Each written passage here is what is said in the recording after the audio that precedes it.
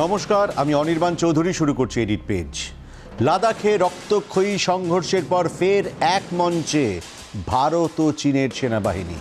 Moscow red স্কোয়ারে parade করলেন ভারতের জওয়ানরা, প্যারেড করল চীনের পিপলস লিবারেশন আর্মি, আর প্যারেড করল রাশিয়ার ফৌজ।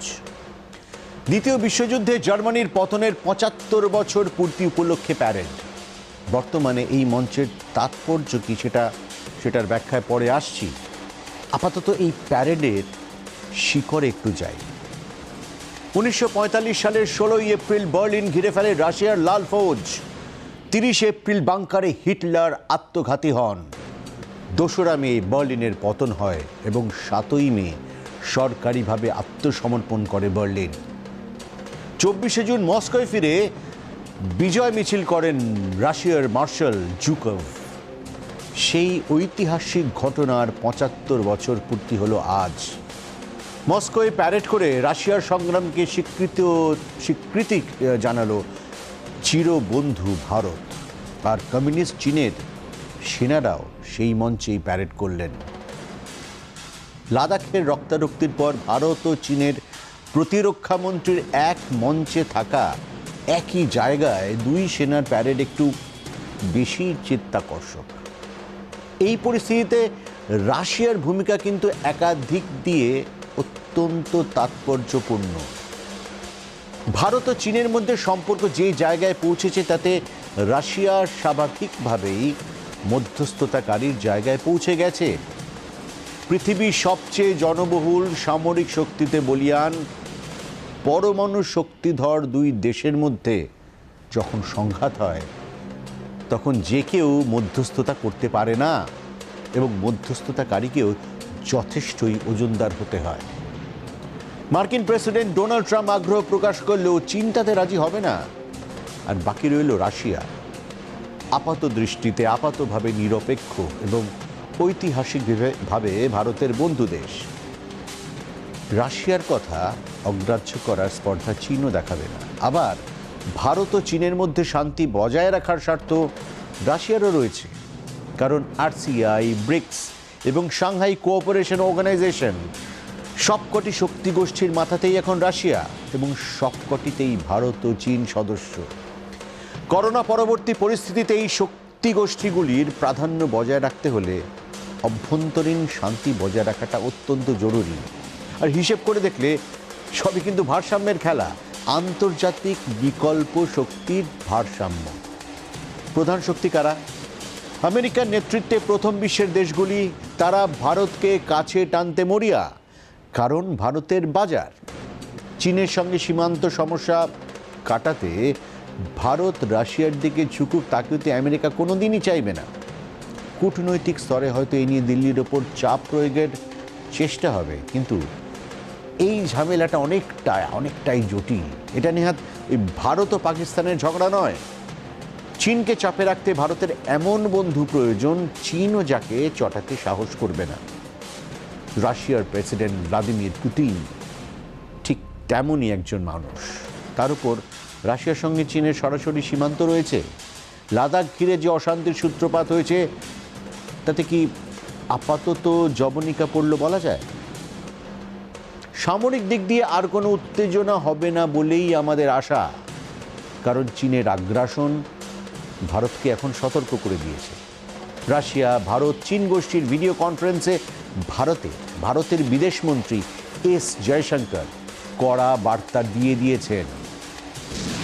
It is India's hope that we will also now converge on the value of reformed multilateralism. This special meeting reiterates our belief in the time-tested principles of international relations. But the challenge today is not just one of concepts and norms, but equally of their practice. Respecting international law, recognizing the legitimate interests of partners, supporting multilateralism, and promoting common good are the only way to build a durable world order. মস্কোর সামরিক parade আরেকটি ইতিহাসকে মনে করিয়ে দিচ্ছে। জার্মানির chancellor হিটলারের সামরিক উচ্চাকাঙ্ক্ষা, স্টালিনের রাশিয়ার সঙ্গে অনাক্রমণ চুক্তি করে বাকি ইউরোপ দখল করতে গেছিলেন হিটলার। তারপর রাশিয়াও দখল করার চেষ্টা করেন তিনি। তাই তার পতন ডেকে আনে। চীনের রাষ্ট্রপতি শি জিনপিং যে সামরিক ও সাম্রাজ্যবাদী আগ্রাসন দেখাচ্ছেন তা কিন্তু হিটলারের কথাই মনে করিয়ে দিচ্ছে। ব্রিটিশ প্রধানমন্ত্রী চেম্বারলেনের নরম মনোভাব হিটলারকে বাড়তে দিয়েছিল এবং পুতিন বিলক্ষণ বোঝেন চীনকে বাড়তে দিলে দীর্ঘমেয়াদে রাশিয়ারই ক্ষতি। পুতিন এবার ভারত ও চীনের দ্বন্দ্ব কিভাবে মেটান সেটা কিন্তু আবার দেখতে হবে আমাদের। ভারত ও চীনের মধ্যে কমান্ডার পর্যায়ের সীমান্ত বৈঠকে এখনও কিন্তু ঐক্যমত অধরা। সীমান্ত বৈঠকে চীন দাবি করেছে গালওয়ান উপত্যকা থেকেই ভারতকে সেনা প্রত্যাহার করতে হবে। এদিকে উপগ্রহ চিত্রে দেখা গেছে মুখে সমঝোতার কথা বললেও সেনাসজ্জা বাড়িয়েই চলেছে চীন। চোখে পড়ছে আমাদের গালওয়ান নদীর ধারে নতুন চীনা ছাউনির উপস্থিতি। স্যাটেলাইট ছবি থেকে পাওয়াটাই তাতে পরিষ্কার। কূটনৈতিক এই স্নায়ুর যুদ্ধ কিন্তু সহজে মিটবে না। লাদাখকে কেন্দ্র করে ভারতের ঘরোয়া রাজনীতিও কয়েকদিন বেশ সরগরম থাকবে, এটা আমরা ডেফিনেটলি বলতে পারি। রাহুল গান্ধীর একটি 2008-এর ফটোগ্রাফ, যেটা আপনাদের দেখিয়েছি আগে, 2008-এর ফটোগ্রাফ ভাইরাল করেছেন আইনজীবী মহেশ জেঠমালানি। তাতে শি জিনপিং ও সোনিয়া গান্ধীর উপস্থিতিতে রাহুলকে কোনো এক কাগজে সই করতে দেখা যাচ্ছে। বিজেপি সভাপতি জেপি নাড্ডার দাবি, কংগ্রেস পার্টির হয়ে রাহুল গান্ধী চীনের কমিউনিস্ট পার্টির সঙ্গে মৌস্বাক্ষর করেছেন। কি বিষয়ে মৌস্বাক্ষর হয়েছে তা খোলসা করেননি বিজেপি সভাপতি, কিন্তু একের পর এক টুইটে নাড্ডা নিশানা করেছেন কংগ্রেসের প্রধান পরিবারকে, গান্ধী পরিবারকে। তাদের অভিযোগ, চীনের সঙ্গে গোপনে সমঝোতা করে গান্ধী পরিবার ভারতের স্বার্থহানি করেছে। শুধু তাই নয়, ডোকলাম সংঘাতের সময় রাহুল গান্ধী গোপনে চীনের রাষ্ট্রদূতের সঙ্গে বৈঠক করেন বলে এই অভিযোগ করেছে বিজেপি। এই ছবি এবং বিজেপি এই অভিযোগ ঘরোয়া রাজনীতিতে কংগ্রেসকে যথেষ্টই অস্বস্তিকর পরিস্থিতিতে ফেলল বলে মনে করা হচ্ছে। বিশেষ করে চীন সীমান্ত নিয়ে কয়েকদিন ধরে রাহুল যেভাবে সোচ্চার ছিলেন, এই ফটোগ্রাফ তাকে কিন্তু বেশ বেকায়দায় ফেলবে। कितनी जमीन हड़पी गई और भारत की सरकार उन जमीनों को वापस लेने के लिए क्या कर रही है, ये 2012 में यूपीए के समय में सवाल पूछा गया था सरकार से। उत्तर, पाकिस्तान और चीन कुल मिला के भारतवर्ष के 78,000 स्क्वायर किलोमीटर्स की जमीन को हड़प रखे हैं। माँ बेटे ये जवाब दे कि आपके परिवार ने, क्योंकि जितने भी मुख्यतः ये ट्रीटी साइन हुई है आपके परिवार या आपके परिवार के नीचे जिन लोगों ने काम किया है उनके द्वारा किया गया है। नेहरू से लेके डॉक्टर मनमोहन सिंह तक, 2 हरियाणा मिला देंगे तो उस प्रकार का एक जमीन होता है। उतना आपने हिंदुस्तान को छोड़ दिया आपने। গুলি ও গালির জবাব গোলায় দিতে তৈরি ভারত। লাদাখে পাঠিয়ে দেওয়া হলো বিশ্ব ট্যাঙ্ক। মস্কো রেড স্কোয়ারে রাজনাথ সিং যখন দ্বিতীয় বিশ্বযুদ্ধের ভিক্টরি প্যারেড দেখছেন, তখনই রাশিয়ায় তৈরি ট্যাঙ্ক পৌঁছেছে প্রকৃত নিয়ন্ত্রণ রেখায়। এই ট্যাঙ্কে গোলা ছোড়ার কামান রয়েছে, সেই গোলায় শত্রুর ট্যাঙ্কও ধ্বংস করা যায়। রয়েছে মিসাইল ছোড়ার বন্দোবস্ত। শক্তপোক্ত ট্যাঙ্কগুলি ছোট পাল্লার মিসাইলের আঘাতও কিন্তু সহ্য করে নিতে সক্ষম। অতীতের মতো ভারত যে আলাপ আলোচনায় থেমে থাকবে সেই সম্ভাবনা কিন্তু আর নেই। বরং বেজিংকে কড়া বার্তা দিতে দিল্লি যে সব রকম শক্তি প্রয়োগ করবে তা লাদাখে ট্যাঙ্ক পাঠানোর ঘটনাতেই পরিষ্কার। ৬২ যুদ্ধে গালওয়ান উপত্যকায় ট্যাঙ্ক নিয়ে এসেছিল চীন। এবার তাদের বুঝতে হবে শক্তিশালী ট্যাঙ্ক এই তরফেও রয়েছে। এবার গোলাগুলি ছোড়ার পরিস্থিতি যাতে না তৈরি হয় তার দায়িত্ব কিন্তু এবার চীনকেই নিতে হবে। লাদাখ এমন একটি গুরুত্বপূর্ণ লোকেশন, সেখানে 3টি পরমাণু শক্তিধর দেশে কিন্তু কাছাকাছি। ভারত ও চীন নিয়ন্ত্রণ রেখার দুপাশে, কাছেই পাক অধিকৃত কাশ্মীরের কারাকোরাম রেঞ্জ। পরিস্থিতি নিয়ন্ত্রণের বাইরে গেলে গোটা বিশ্বের পক্ষেই তা হয়ে যাবে অত্যন্ত বিপজ্জনক। সাম্প্রতিক অতীতে নিজেদের পরমাণু অস্ত্রের ভাণ্ডার আরও বাড়িয়েছে পাকিস্তান ও চীন। ভারতও কিন্তু পিছিয়ে নেই।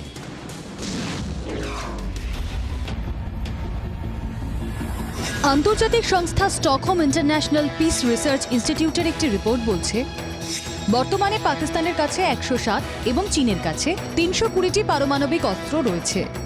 গত 1 বছরের মধ্যে চীন 30টি নতুন পারমাণবিক অস্ত্র তৈরি করেছে। ভারতের কাছে বর্তমানে 150টি পারমাণবিক অস্ত্র রয়েছে। সাধারণত চীন পারমাণবিক অস্ত্র তৈরির ব্যাপারে খুব বেশি তথ্য প্রকাশ্যে আনে না। রিপোর্টে চিন্তা প্রকাশ করে বলা হয়েছে যে চীন দ্রুত গতিতে পারমাণবিক অস্ত্রের নির্মাণ করছে। চীন স্থলভাগ এবং সমুদ্র থেকে আক্রমণ করার মতো অত্যাধুনিক মিসাইল তৈরি করে ফেলেছে। তাছাড়া চীনের কাছে মিসাইল নিয়ে যাওয়ার জন্য অত্যাধুনিক এয়ারক্রাফটও রয়েছে। অবশ্য এসবের মধ্যে একটি ভালো খবরও রয়েছে। স্টকহোম ইন্টারন্যাশনাল পিস রিসার্চ ইনস্টিটিউটের রিপোর্টে বলা হয়েছে আমেরিকা এবং রুশ নিজেদের পারমাণবিক অস্ত্র আস্তে আস্তে নষ্ট করছে। আজ বিশ্বের মোট পারমাণবিক অস্ত্রের সংখ্যা 13,400। গত বছর এই সংখ্যাটি ছিল 13,865। মানে বিশ্বের দেশগুলি যখন পারমাণবিক অস্ত্র নিয়ে ইতিবাচক পথে হাঁটছে, তখন চীন এবং পাকিস্তানের মতো দেশ বিশ্বকে বিপদের মুখে ঠেলে দিচ্ছে। ব্যুরো রিপোর্ট, জি24 ঘন্টা। পদ্মা নদীর মাঝি মানিক বন্দ্যোপাধ্যায়ের কালজয়ী উপন্যাস, সেই কাহিনীতে হোসেন মিয়া বলে এক চরিত্র এঁকেছিলেন লেখক। হোসেন মিয়া নোয়াখালীর বাসিন্দা, কপরদক শূন্য হয়ে জেলেপাড়ায় এসেছিলেন। পরের দয়া দাক্ষিণ্যে বেঁচে থাকতেন। তারপর সকলের অলক্ষ্যেই তিনি ধনী হয়ে উঠলেন। বড়লোক হওয়ার পর হোসেন মিয়া হয়ে উঠলেন আরও রহস্যময়। কারো বিপদ হলেই ছুটে যেতেন, আর্থিক সাহায্য নিয়ে পাশে দাঁড়াতেন। তারপর স্ট্যাম্প পেপারে টিপসই করিয়ে ঋণ গ্রহীতাকে একেবারে ব্যক্তিগত কৃতদাসে পরিণত করতেন। আধুনিক বিশ্বে চীনের রকম সকম অনেকটা হোসেন মিয়ার মতোই। পাকিস্তানকে ইতিমধ্যেই তারা কৃতদাসে পরিণত করেছে। আফ্রিকার দেশগুলিতেও চীন ঢালাও ঋণ দিয়েছে। শ্রীলঙ্কার ঋণই বাংলাদেশের টাকা ঢালছে। এবার নেপালকেও নিশানা করেছে। চীনের কৌশল কিন্তু দ্বিমুখী। শুধু রাষ্ট্র হিসেবে তারা রাষ্ট্রকে আর্থিক সাহায্যই করে তা নয়, রাজনৈতিক দলগুলির প্রভাবশালী নেতাদের ঘুষ দিয়েও হাত করে নেয়। নেপালের প্রধানমন্ত্রী হঠাৎই চীনের বন্ধু হয়ে উঠেছেন, কেন বোঝা যাচ্ছে না। ভারতের সঙ্গে সীমান্ত নিয়ে কোমর বেঁধে ঝগড়া শুরু করে দিয়েছে আপাতত দৃষ্টিতে শান্ত কাঠমান্ডু। অথচ চীন যে নেপালের জমি চুরি করে নিচ্ছে তা নিয়ে পশুপতিনাথের দেশের টু শব্দটি নেই। নেপালের বেশ কয়েকটি গ্রাম ইতিমধ্যেই দখল করে নিয়েছে চীন। আরও জমি দখল করার হুমকিও রয়েছে। চীনের লক্ষ্য যে 5 আঙুল মানে লাদাখ, নেপাল, ভুটান, সিকিম আর অরুণাচল, সেটা যে তাদের মূল উদ্দেশ্য দখল করা, তা ইতিমধ্যেই ফাঁস করেছেন তিব্বতের এক নেতা। চীনের চাপ থেকে নজর ঘোরাতেই নাকি ভারতের সঙ্গে পায়ে পা লাগিয়ে ঝগড়া বাঁধাচ্ছেন চীন ঘনিষ্ঠ নেপালি নেতারা।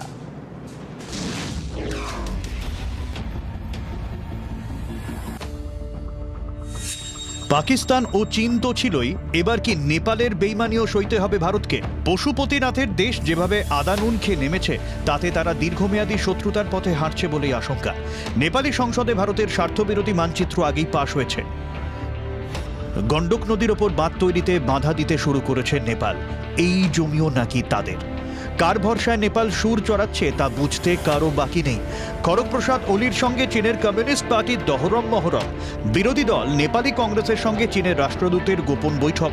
বেজিং যে দূর থেকে সব কন্ট্রোল করছে তাতে সন্দেহ নেই। কিন্তু ড্রাগনের খিদে সর্বগ্রাসী, নেপালকেও ছাড়েনি তারা। নেপালেরই সরকারি রিপোর্ট বলছে তাদের জমি হাতিয়ে নিয়েছে চীন। নেপালের ভূমি রাজস্ব দপ্তরের রিপোর্টে ধরা পড়েছে চীনের জমি চুরি। তিব্বতে সড়ক সম্প্রসারণ করতে গিয়ে নেপালের জমি দখল করেছে চীন। 10টি জায়গায় মোট 33 একর জমি চীন গিলে বসে আছে বলে রিপোর্ট। যেখানে নদী সীমানা, সেখানে নদীর গতিপথ ঘুরিয়ে জমি দখল করেছে চীন। হুমলা জেলায় বাগদারে খোলা ও কার্নালি নদীর গতিপথ ঘুরিয়ে দিয়েছে চীন। তিব্বতে সড়ক সম্প্রসারণে সিনজেন, বুর্জুক ও জাম্বু খোলা নদীর গতিপথও ঘুরিয়ে দেওয়া হয়েছে। এইভাবে নদীগুলিকে নেপালের দিকে ঘুরিয়ে দেওয়া হয়েছে, যার ফলে প্রাকৃতিকভাবেই তিব্বতের সীমানা বেড়ে যাচ্ছে। আর তিব্বত মানেই চীন। শিগগিরই নেপাল সীমান্তে সেনা চৌকি বসিয়ে চীন এলাকাগুলি দাবি করে বসবে বলে আশঙ্কা নেপাল সরকারের। ব্যুরো রিপোর্ট, জি24 ঘন্টা। এখন বিরতির পর থাকছে গালওয়ান আসলে কার। জবাব দেবেন গালওয়ানের মানুষ। আমাদের হাতে রয়েছে অকাট্য প্রমাণ। অপেক্ষা করুন।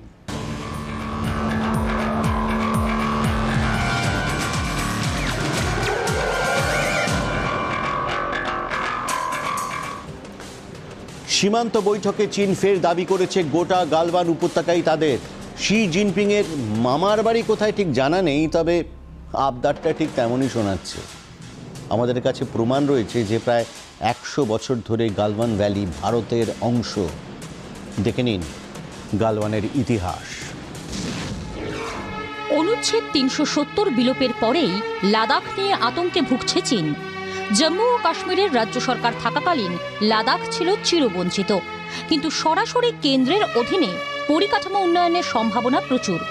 অনুচ্ছেদ বিলোপের পরেই পড়ে থাকা প্রকল্পগুলি শেষ করার ওপর জোর দেওয়া হয়েছে। তাতেই সিঁদুরে মেঘ দেখেছে বেজিং।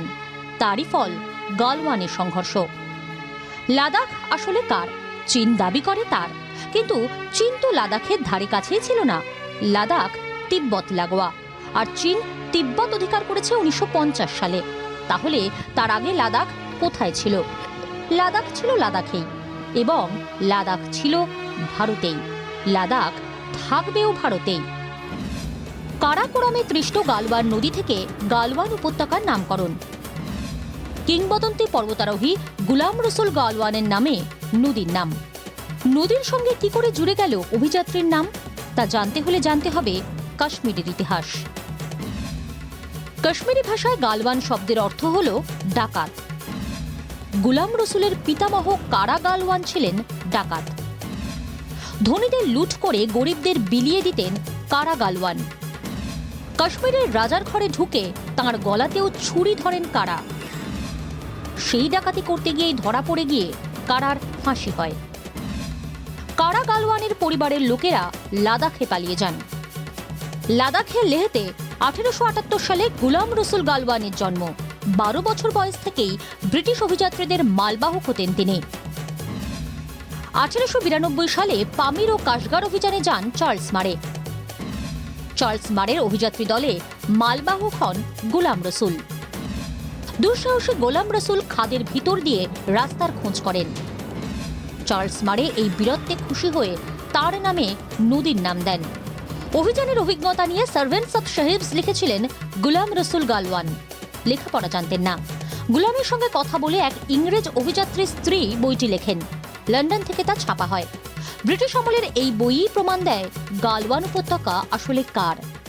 1962 में भी चीन ने वहाँ पे आके कदम जमाया था, मगर हमारे बहादुर जवानों ने वहाँ से उनको भगा दिया। तो ये मेरा कहना ये है कि ये जगह हमारा है, हिंदुस्तान का है, हिंदुस्तान का रहेंगे। কাশ্মীরের সঙ্গে ধর্মকে গুলিয়ে দেওয়ার চেষ্টা করে পাকিস্তান। চীন চেষ্টা করে মানচিত্র গুলিয়ে দেওয়ার। কিন্তু গুলাম রসুল ও তাঁর পরিবার সাক্ষ্য দিচ্ছে গালওয়ান ভারতেরই। ব্যুরো রিপোর্ট, জি 24 ঘন্টা।